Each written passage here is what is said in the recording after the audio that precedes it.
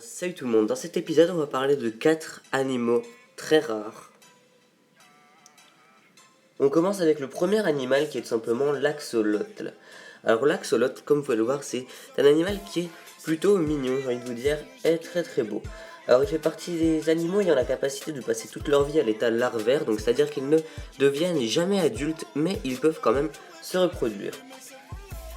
En plus de ça, ils n'ont donc, comme je l'ai dit, aucune forme adulte, et ils peuvent aussi régénérer leurs organes endommagés ou détruits. C'est-à-dire que l'axolotl est non seulement capable de reconstituer par exemple un œil manquant, mais elle peut aussi créer certaines parties de son cerveau qui ont été détruites. Donc c'est vraiment pas mal. Ça veut dire que n'importe quelle blessure qui peut être faite à cet animal, il pourra tout simplement régénérer des parties de son corps et surtout, très important, les parties de son cerveau endommagées, ce qui fait que c'est plutôt intéressant. On va ensuite passer avec le aï-aï. Alors le aï-aï c'est quoi? C'est tout simplement une espèce de primate qui vit à Madagascar. Donc c'est l'une des seules espèces du genre, ainsi que le seul membre de la famille des Dombandonidés. Donc elle est considérée comme vulnérable à l'extinction. Donc c'est pour ça qu'elle devient de plus en plus rare, car elle est bientôt en voie d'extinction à cause de différents problèmes. Donc pour ceux qui ne savent pas, ça ressemble beaucoup aux animaux que l'on peut trouver dans le film Madagascar, tout simplement, car en fait ce sont eux les espèces d'animaux qui dansent, etc. Contrairement à certaines personnes qui pourraient confondre ça avec d'autres espèces plus connues, mais non, ce sont bien des aï-aï. Je suis allé me renseigner sur internet, et donc ce sont bien eux qu'on voit qui dansent, etc. dans la forêt de Madagascar dans le dessin animé.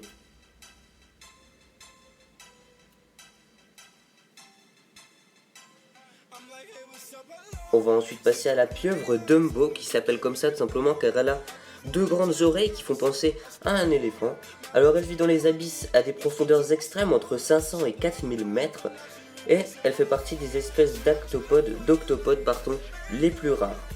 Donc elles peuvent se vider de sa couche transparente de leur peau à volonté. C'est-à-dire qu'en fait, elle peut tout simplement se vider entièrement de ses couleurs et devenir ensuite totalement transparente pour se fondre dans la masse. Donc, souvent, elle plane au-dessus des planchers océaniques à la recherche de vers, de bivalves, coquépodes, etc. Autres crustacés tout simplement pour se nourrir, et elles se déplacent en fait en faisant de petites impulsions, en tirant l'eau avec leurs oreilles. En fait, ça leur fait des sortes de nageoires très faciles pour se déplacer.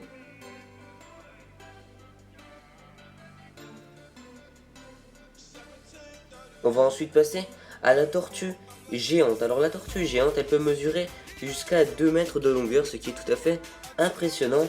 Elle est dotée de petits yeux avec un long museau. Elle se distingue avec sa carapace lisse et molle, comme on peut le voir à l'écran. C'est-à-dire que sa carapace, contrairement à ce qu'on peut croire, est vraiment très très molle. Et donc ça fait d'elle un prédateur plutôt faible, on va dire. Elle n'est pas vraiment là pour chasser. Donc elle se nourrissent de petits crustacés qu'elle peut trouver sur la plage, etc. Bien que quelques plantes aquatiques soient à son menu.